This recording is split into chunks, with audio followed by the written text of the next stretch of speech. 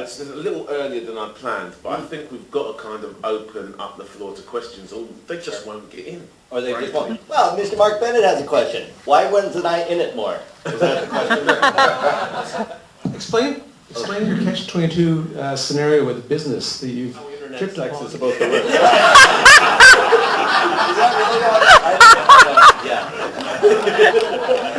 I guess that's another lawsuit, really. Well, and they do. They seriously, they have so many lawsuits that they can't admit that he is a problem, or else they then open themselves up to the thing. But the other part that they don't say to you, but I think that it gets to the point of Mark's question, is that your invention, and I know this because I use it, it not only increases the performance speed of your laptop, but it increases its longevity. And it sounds like Okay, this is getting sounds like I'm plugging interesting. it, except that it doesn't exist anymore, the invention, and that's why Mark brought it up. It was not given an opportunity to survive in the marketplace because the last thing that laptop manufacturers want you to do is create something that will prevent it from burning out so fast. Right. Because then you won't buy another laptop a year from now. Right. Just Alex talking about how the search for the truth is fun, and it makes a heck of a bonus feature that'll be available. Would that be on the DVD that we can We're a buy? walking commercial. What's that? Would that be on the DVD that we can buy? Yeah. Yes, that's right. Then we would have The had. two-disc collector's edition, absolutely.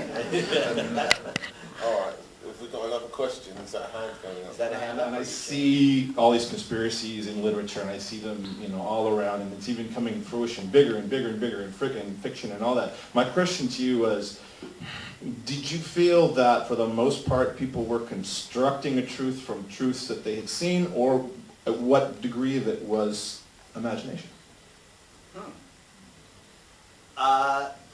That's fascinating. I saw them this mostly truths from truths they've seen, because everybody seems super genuine. Nobody was actually trying to put one over on any of us, or or had a bigger mandate. That wasn't what these conversations went to. I mean, maybe it started with their regular pitch line, but as we got to talking, we found that more and more of their personality came out, and from that, their beliefs of what they hold true to themselves, how that manifested to the work they were doing came out. So there was no one that had that ability to go, this is complete fiction that I am putting forward. I didn't feel that anything. No, I felt that, well, for me, trust, this issue of trust and respect probably ought not be based upon whether or not we think someone's right or wrong, so much as whether or not we think they are authentic and have integrity. Right. Because the best of us is going to be wrong as often as we're right. And we are an evolving process. And so I found these people to be quite authentic with us. That said, do I think some of them at varying times have been pulled down rabbit holes of their own creation? Yeah, as do we all. And what's interesting about it is I think for a couple people in the film, you see them pull down the rabbit hole and then finding a way out of the rabbit hole, as we also do. Your phrase again was about the fiction. Future. The fiction is a future. I really have been looking a lot at the fact that we're all storytellers and that we're all creating the world that we live in through the stories that we tell, on an everyday basis. And one of the examples that I keep coming back to is the question of what happened on 9/11.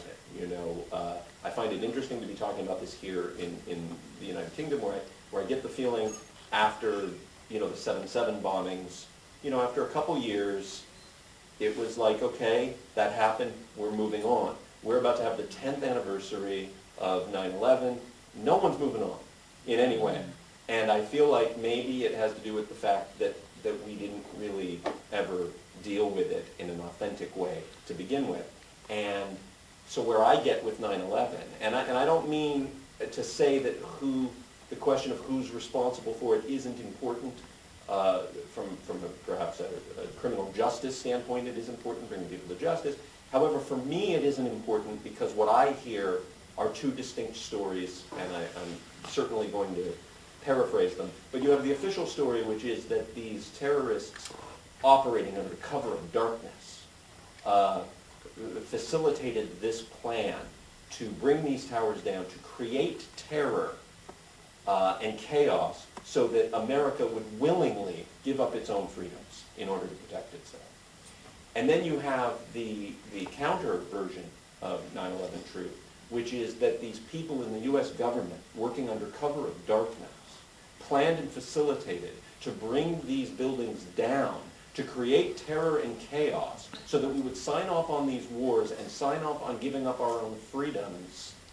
And those are the same damn stories. You've just replaced the bad guys. And I think that, at least for me, they take me away from stories that construct a world that's worth living in, that involves questions of how do we respond to acts of violence.